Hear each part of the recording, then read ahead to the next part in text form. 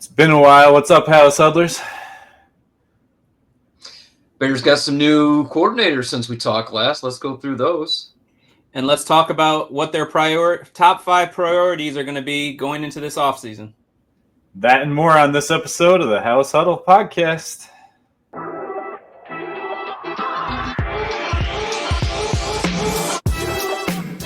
Welcome to another episode of the Halas Huddle podcast. Here are your hosts. The middle of the 15 to the 20, breaks free of the 25 to the 30, to the outside, 40, midfield, 40, 30 on the coast, 20, 15, Hester 5, touchdown Bears! What's up, Halas Huddlers? Huddle up! All right, not bad, not bad. I'm not going to lie. During our little lead-in before the intro, I almost huddled up. It would have been a false start, but, Ben Johnson and this new staff, they don't take that. So no pre-snap penalties. Yeah, I'm hoping that they get those details down and we're not having those issues again in 2025 and beyond. So we'll see. Like Bob alluded to, though, there's been some more updates since we gave BJs to everyone. Yeah. We got some coordinators. There was some rumors about Dennis Allen at the time that we did our Ben Johnson episode, but it was not official, and it took a little bit of time. But Dennis Allen is official now as the defensive coordinator of the Chicago Bears. Declan, I'm blanking on his last name. Doyle. Declan Doyle. Doyle rules. Declan Doyle is their offensive coordinator who, God, he's green, guys. He's green. I listened to his press conference. Yeah. Listening to him talk, I was just like, this guy needs to get in front of the microphone a little bit more. Yeah, it was rough at the beginning. It honestly was. But then once it focused on football a little bit more, he kind of settled in and, seemed like he's going to be okay. But, I think that greenness is going to come out in front of the team in certain ways. Now, luckily, Ben Johnson is really the offensive coordinator, right? Even though Declan Doyle is. And then they brought in Antoine Randall L to be like the assistant head coach. So hopefully he'll be dealing with the players and stuff like that. Well, and Declan can really just focus on setting the table for the offense, as he said in the press conference. But yeah, that was my initial reaction to it. Was like, wow, this guy has never talked to anybody before in the media, has he? That was rough. Well, you said green, Rob. He's significantly closer to my children's age than he is to mine. And I know that means I'm getting up there, but that's how young this dude is. But I think you nailed it, Bob. With Ben Johnson calling the plays, you're looking at a different type of offensive coordinator in terms of who you're hiring. There's a lot of people that wouldn't have been interested in coming to be a coordinator who doesn't get to call plays, but he's an up and comer, has worked with Sean Payton quite a bit. So that's probably good. But I think this gives him a chance to now be seen as coming off of Ben Johnson's tree instead of Sean Payton's tree. At least I hope. A few years from now. Yeah, I mean, he's using that Sean Payton connection through Dan Campbell to get Declan Doyle. But it's something Declan touched on in his press conference where I really like to hear is that obviously Sean Payton, head coach / offensive coordinator, play caller, and has always had these two senior assistants with him who were offensive assistants, but not, the play callers to kind of be role models for what Declan's going to be to Ben. I forget their name, Pete Carmichael. I don't know if you remember who the other one might have been. I think he's the offensive coordinator in Detroit now. Frank. Been around. I'm blanking on it, yeah. Quick question, guys. Declan got a job coaching a position. What position was it? The same position Thomas Brown went to just go leave. Yeah, man. I'm on that now. That's my new thing. That was a pull. Yeah, and you look around like it's got to be a thing. I think it might be. So. Yeah. I mean, you think about it, you're involved with a lot more as a tight ends coach. We'll put it out there because we actually haven't said it yet. I said it. I tried. Oh, did you? Okay. So the tight end position, I mean, it's, blocking, you got a lot involved there. You got the running game because they're blocking there. Obviously the passing game. So you're very well involved with the whole entire offense. A little bit different than just being like a passing game coordinator. We know the Bears are getting a lot of heat from Jaguars fans for bringing in Press Taylor as their passing game coordinator. But again, Yeah, wasn't great, but he did. Brian Thomas looked really good in that offense, so maybe they can unleash some Roma Dunze plays there. But yeah, he's the one getting the most heat. People are saying he'll be the scapegoat if things go wrong already. So I'm going to say, because that's what I think all the bad press about Press Taylor is, right? People blame him in Philadelphia for the downfall of Carson Wentz. Yeah. And now people are blaming him in Jacksonville for Trevor Lawrence's not ascending to eliteness, right? That's basically what the gist of it is. That's the gist. But again, this is Ben Johnson's offense. I'm not overly concerned. So he's got a lot of just young, hungry guys, I think, who are going to be here for a while or develop into, the next, hopefully, Ben Johnson. Not all young, though, Rob. Yeah, so not all young. We're recording this on Groundhog's Day, Sunday, February 2nd. And just yesterday, at running back coach, they made a big hire with Eric Bieniemy. Yeah, and there's going to be 6 more weeks of winter, by the way. Hey, if that's what it means, I'm fine with that. That's a huge hire, I feel like. So much experience there. Played running back. We think of him as the OC with Kansas City. That's where you remember him the most. And kind of like right at that precipice of would he be a head coach, and who knows why he never did get that opportunity. But you're getting a former OC. He was there when Mahomes was coming on in his first seasons. I think the running back position definitely does matter in a Ben Johnson offense, and you're getting a more experienced guy. So it's not all, as you were saying, young guys who are just kind of looking to get their jump start. He's very well established. What do you guys think? Well, he was there in Minnesota with Adrian Peterson for a bit, and he was there as the running back. That was all coaching. Yeah, and he was running back coach with Jamal Anderson. A while back. Wow. Oh, God. Why am I blanking on the running back? Jamal Charles. Yeah. And Kareem Hunt when they were, explosive there in Kansas City. So, I mean, he has really good experience as a running backs coach, too.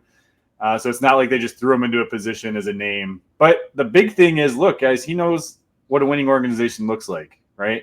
So that to me right there screams a worthy hire. And you're bringing in a guy, like you said, Justin, with experience to help out a guy who's never done this before. So I don't want to say that I don't like these hires. I think they're all been good hires. They make sense. But just one of the things I was really looking for on the offensive side of the ball, specifically with Ben Johnson, was that working with people he had worked with before.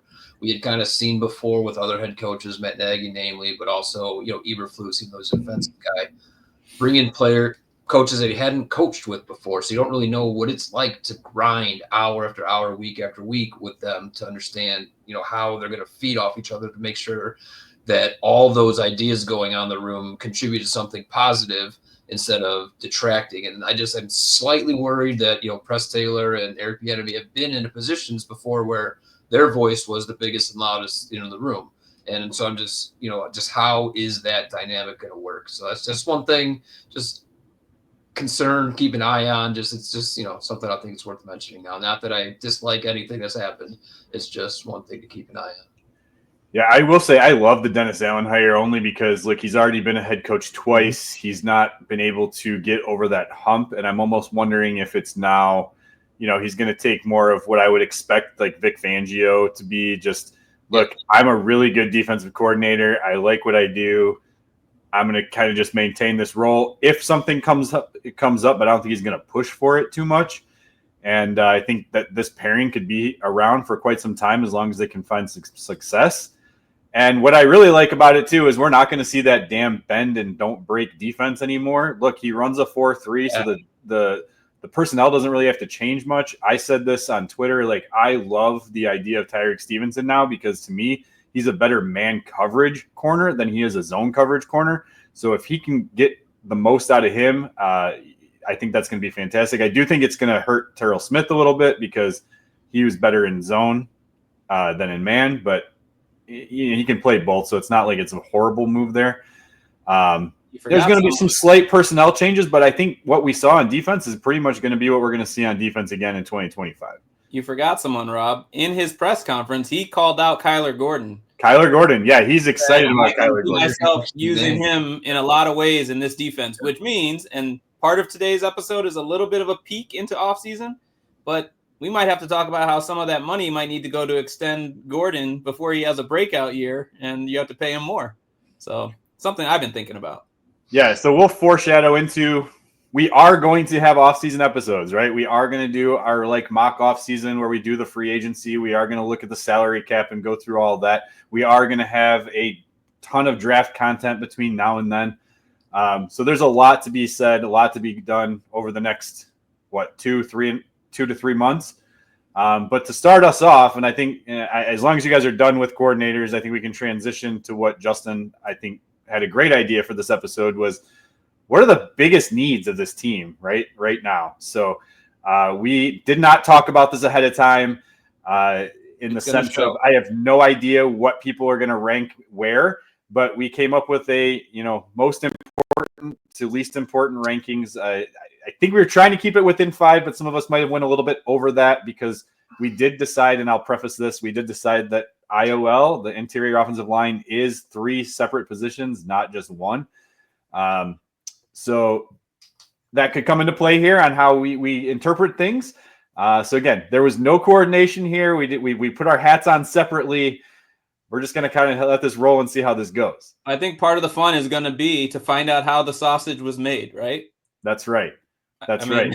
So to speak. All right. So if you guys are excited about the head coaching news, the coordinator news, please hit that like button. Leave us a comment. Tell us how you feel about it. Maybe there's a guy you wanted that they didn't bring in at the coordinator position.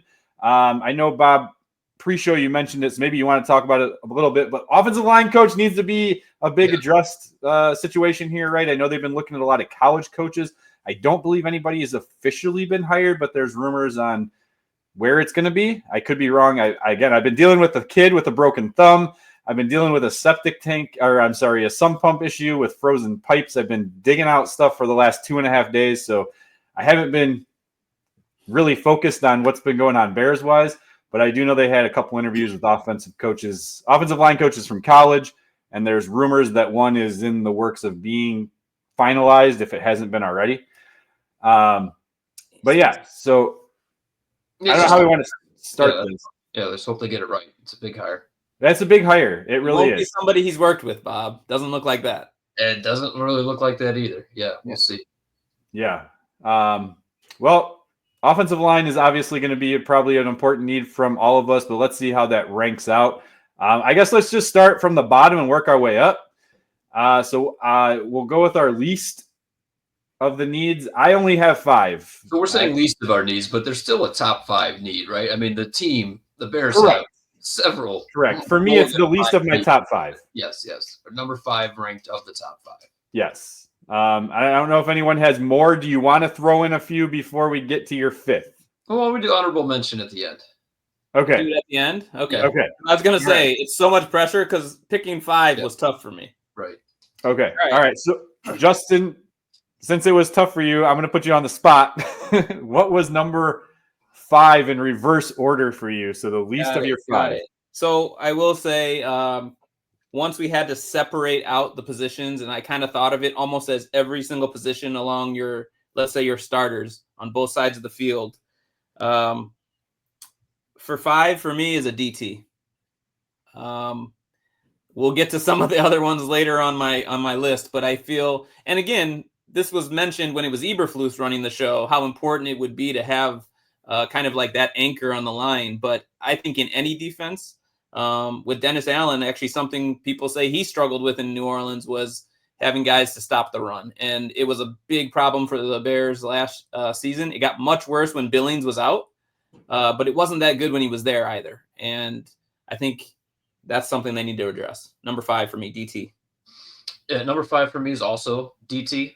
I think Billings and Javon Dexter is a nice starting duo.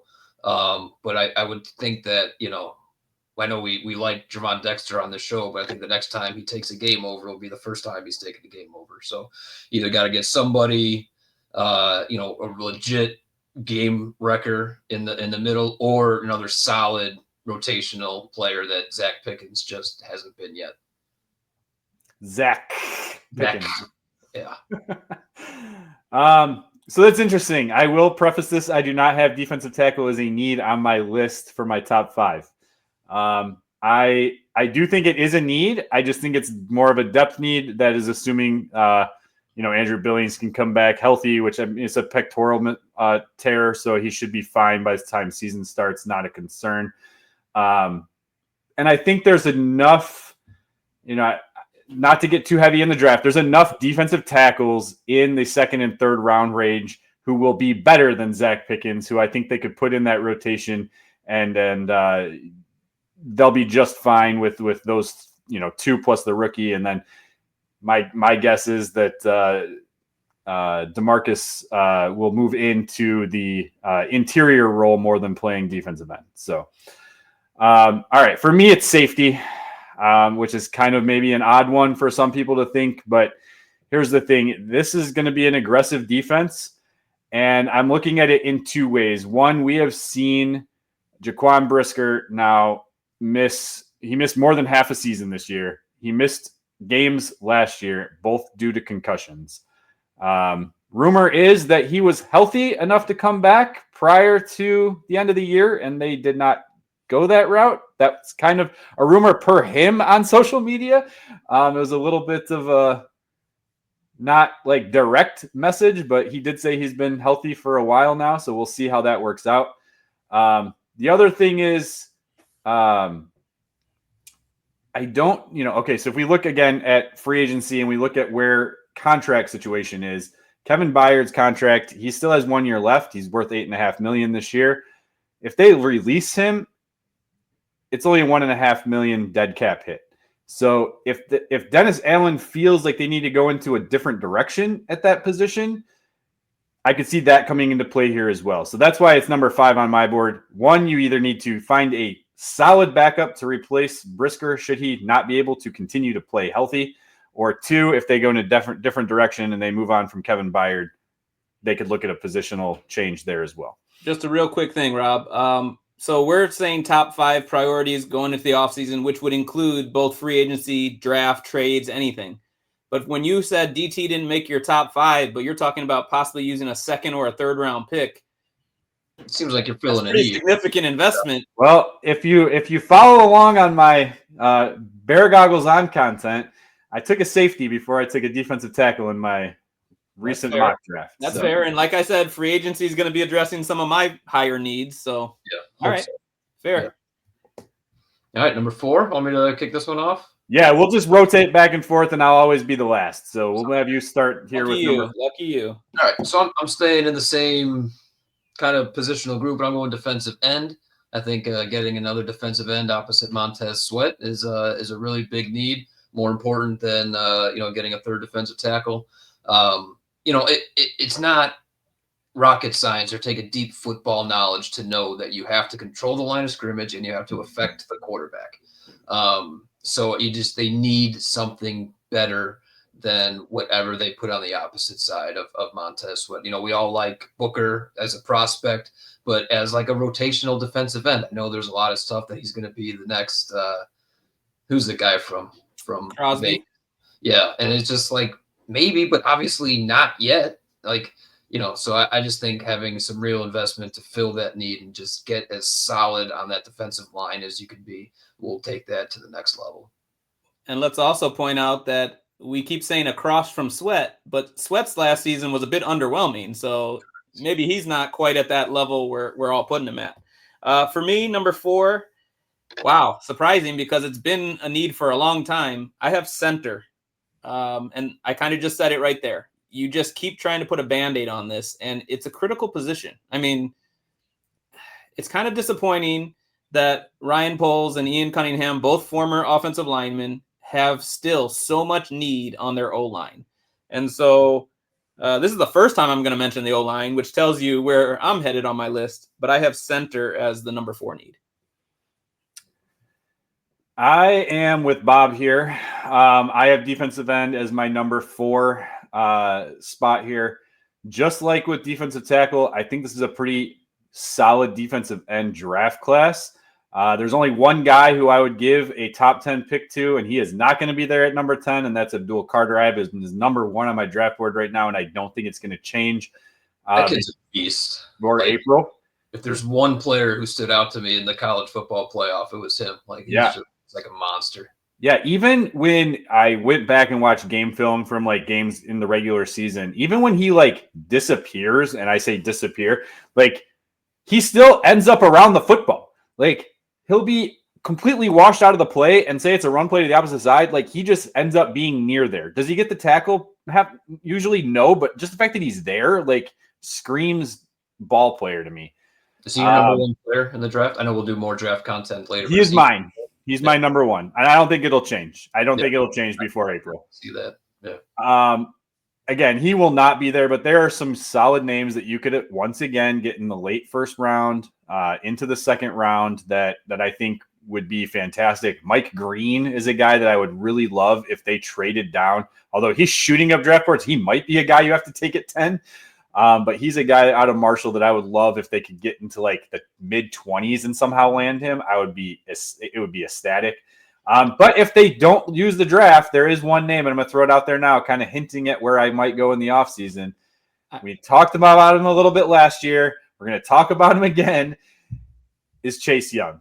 And the reason I bring him up is because he had another solid year. He was healthy for pretty much the whole season. Only ended up with 5.5 sacks, but he was top 10 in pressures.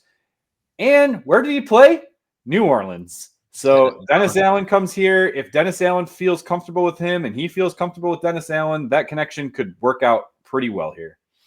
Again, we're going to just tease a lot in this episode, but Chase Young as a possible free agent if you decide to go edge. But if you go a different route free agent at edge, a reunion with Khalil Mack. Just saying. Possibility. Totally different type of deal you'd be working there. Maybe heavily incentive-based. But who knows who his suitors are going to be. The Bears, I think in every polls draft, have drafted at least 2 guys out of the Senior Bowl. And apparently they were really impressed at edge with Princely Umanmielen from Ole Miss. Yep. What do you know about him, Rob? I have him as a early second-round pick on my draft board. Okay. Another guy who he's just a guy who's going to get in the backfield. He's probably better as a rotational guy to start, but you got Austin Booker on this team still who showed flashes last year. And if, DeMarcus Walker, you can't move him inside right away. So they have options. Okay. All right. Am I up now? You are up for number 3. All right. So as you said at the beginning of the show, position by position. So for me, left guard is my number 3. The line, it's just a mess. The only position they have anchored down, I would say, is right tackle. Left tackle, I was okay with Braxton Jones, but he's injured. So the line is really, really trouble, but specifically interior. So left guard for me. Yeah, so I'm going to go along those same lines. I'm going to cheat a little bit. I know we said IOL. We're not just going to do interior offensive line, but I'm going to just say I need a solid starter at either guard position. Doesn't have to break the bank, doesn't have to whatever. If it's early round investment, plug and play, or if it's just in free agency, it just needs to be a solid starter at a guard position. Yeah, so again, reminding the audience that we are doing this in reverse order. So if we were to assign points, our number 5, our first ones that we talked to would have been a 1, then a 2, and now we're giving a 3, right? So for me, 3 was center. I know Justin had this at number 4. Center is number 3 for me. I am tired of seeing the rotation that Justin reminded us of over the last, 5 years, it feels like, maybe longer. There's a couple options. Drew Dahlman's probably the top one. Ryan Kelly out of Indianapolis. If those 2 guys hit free agency, one of them could be here. And I hate to say it, but Coleman Shelton could potentially be another option for at least another year, maybe 2, to just kind of bridge that gap. And the reason I say that is I'm not very fond of many centers that are coming out of the draft, except for possibly one who's not really a center, but people are saying could be, but I'm not going to say his name yet because I'll have to mention him in a little bit. If you re-sign Shelton, you better have someone else you're grooming to be your future there. Let's also not forget, though, they did late in the year get Ricky Stromberg, who's a center out of Arkansas that I had pretty high on my draft board. I think I had him not high, but like a late 4th, early 5th round grade on him going into 2024. If they could groom him, he's a little bit undersized, but I mean, to be honest, like I wouldn't hate that as an option. I totally missed that. Yeah, I remember that name from the draft prep last year. Yeah. Okay. All right. So, Rob, did you give us your number 3? Sorry. I did. So that was center. Before we go to number 2 and number 1, hit that subscribe button if you like the content here. Again, we just want to keep bringing this. We're going to churn these out. Halas Huddle, hit the subscribe button. Let us know in the comments, where are we going wrong? What is the positional values that you think are higher than what we have? Let's have a conversation. Let's keep it going. So my number 2, I mean, it's along the same line. My number 2 is center. Like you need to elevate this offensive line from where they're at. And if you get a solid starter at guard, and then you get yourself a solid starter at center, now all of a sudden you're building something. Like I liked the Coleman Shell signing last year, but as like part of the solution to a center where you're drafting a young center, or maybe Ryan Bates obviously didn't work out, but maybe you had another free agent. Like Coleman Shell could be in my offensive line group next year. I don't care, but just not cemented as the week in, week out starter. So they have to improve and get to closer to a league average starting center. And let's stop the Ryan Bates experiment. Like, you're not getting any dead cap for losing him. You lost your 5th round pick. The guy just needs to go. Yep. They love him, but you at least should cut him and get your $4 million. And then if you want to bring him back, if no one else wants him, then you're okay bringing him in again as a depth piece.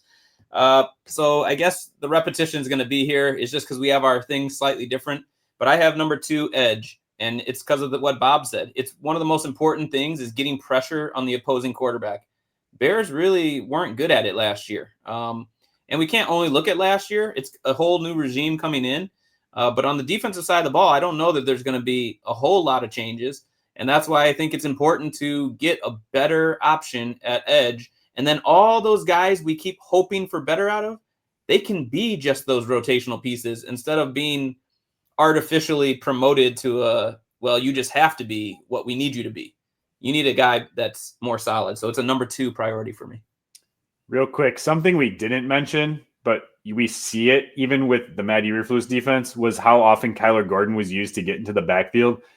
Dennis Allen will bring corners and safeties. There's a really good chance that that's part of the reason why he loves what he's seen out of Kyler Gordon. So not that we don't need to address the defensive line, but I wouldn't be surprised if we see his pressure rate increase under this new regime. Point as well. You said safety was in need. I'm not, saying it's not. It just wasn't my top 5. Jaquan Brisker led this team in sacks a couple years ago. That's right. So That's right. Dennis Allen got to be liking that too. That wasn't a good year though. No, it was good for him. No. But getting 4.5 sacks or whatever out of your safety is something that I think Dennis Allen can use. Yeah. All right. What do you got for number 2, Bob?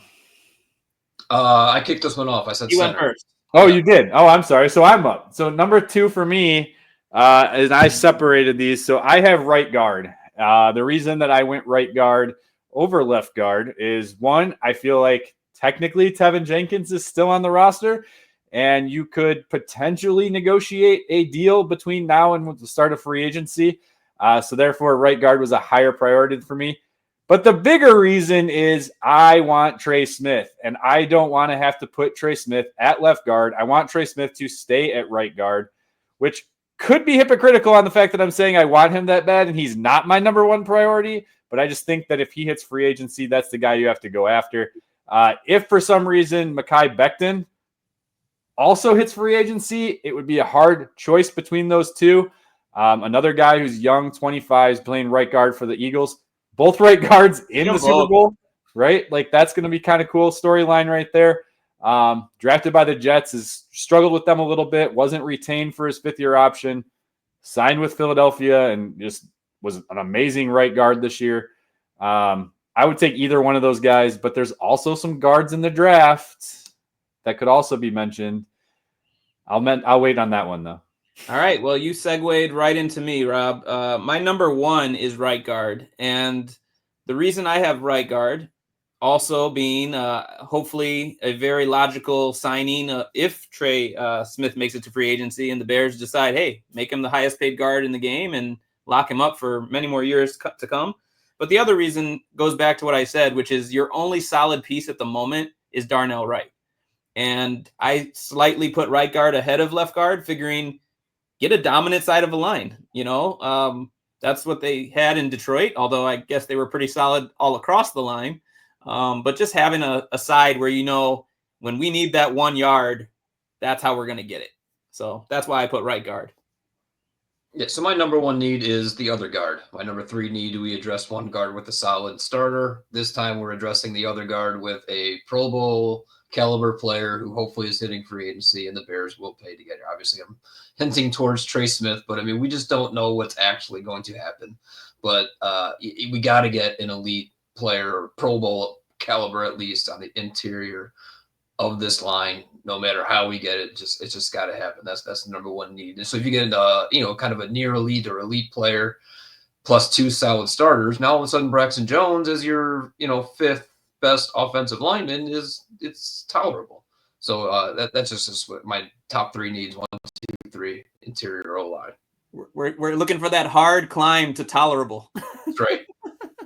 So another reason, left guard is my top.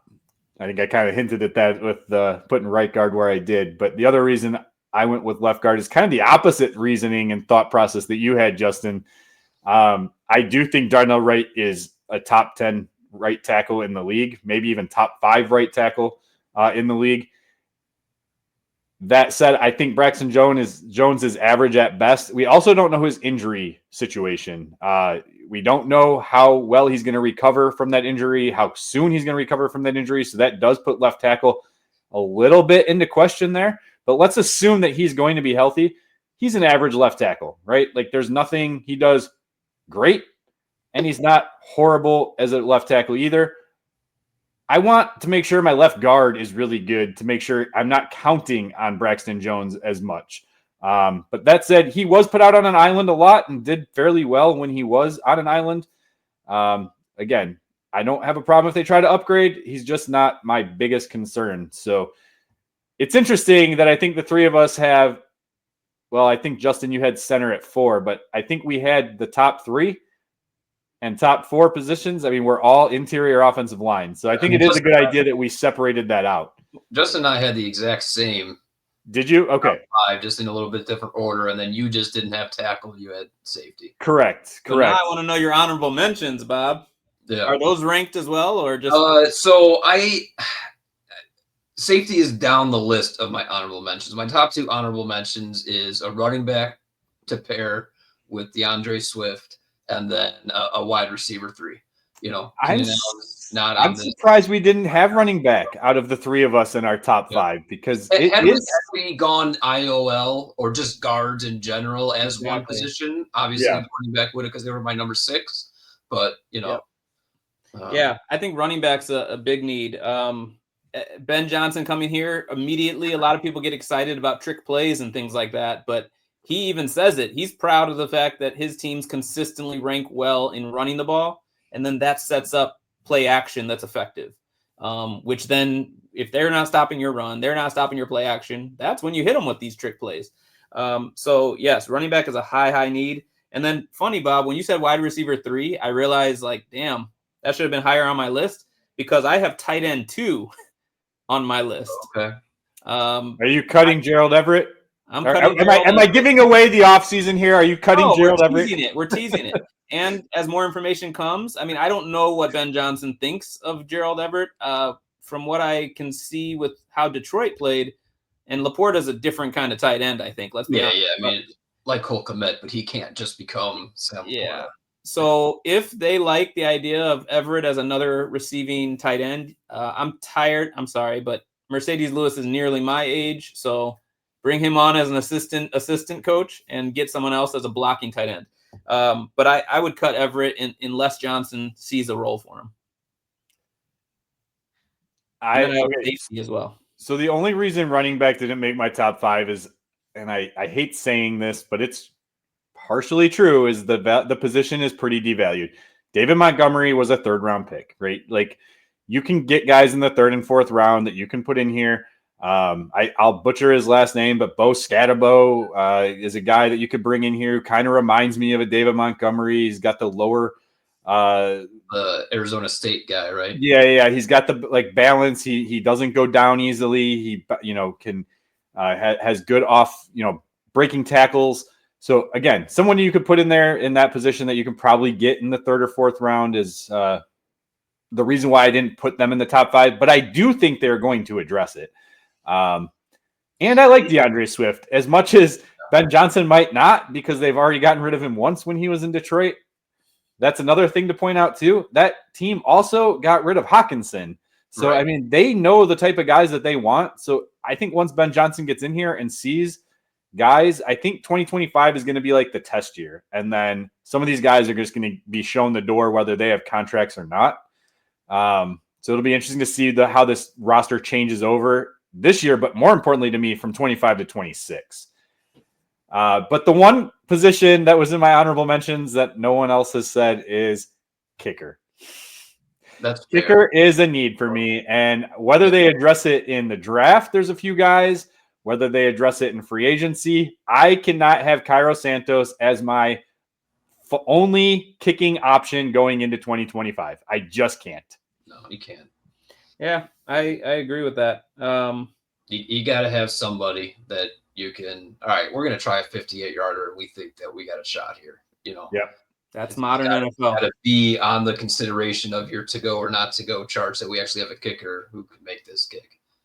Yep. Maybe they're waiting until their stadium's ready, and then it'll be indoors. Maybe. That won't be one of our off-season episodes, I don't think. Right, Rob? No, I don't think so. I don't think so. They want shovels in the ground in 2025, but it ain't going to be before we get to the season starting. So I have nothing else for this episode. I think it was a good idea to get those needs out there. Again, if you guys have other thoughts, please leave comments. Please hit the subscribe button, hit the like button. We got plenty more content to come. We have some more giveaways in the works. Hasn't been announced yet, but more giveaways in the works. So again, please hit the subscribe button, hit the like button, leave the comments. We love to continue this conversation as we move on. That's all I got. You guys got anything else? No. Go Bears. Bears. You guys got in the Super Bowl? Oh, I just want a good game, Rob. I don't really care. You know who I got? Saquon Barkley. I don't want the Eagles to win. I don't want the Chiefs to win. I just want Saquon Barkley to win. Is that possible? No, but I'm going to go Chiefs. I'd rather talk about Mahomes as the GOAT years from now than Brady. So I think he needs quite a few more rings to it's not just about wanting Mahomes and not Brady. I just I'm not shying away from watching the GOAT in process. Like, these people just want him to lose because they're jealous, or they just think he wins too much, or he gets these calls. Like, you're watching greatness. Just enjoy it. Let's not get picky about greatness will allow or not. Yeah. I mean, I'm guessing a lot of people hated the Jordan Bulls, right? Oh, yeah. I wouldn't know, and I don't want to. We liked them. I didn't mind it at all. Breaking news, by the way, Zach LaVine traded from the Chicago Bulls for a hot pile of garbage. Way to go, Chicago Bulls. No, they needed to clear that cap space. Yeah. Wrong podcast, but I'm curious to go. Surprised they're able to move them. Read up on that now. Okay. Yeah. All right. Well, until next time, you guys, bear down, claws up. See you later.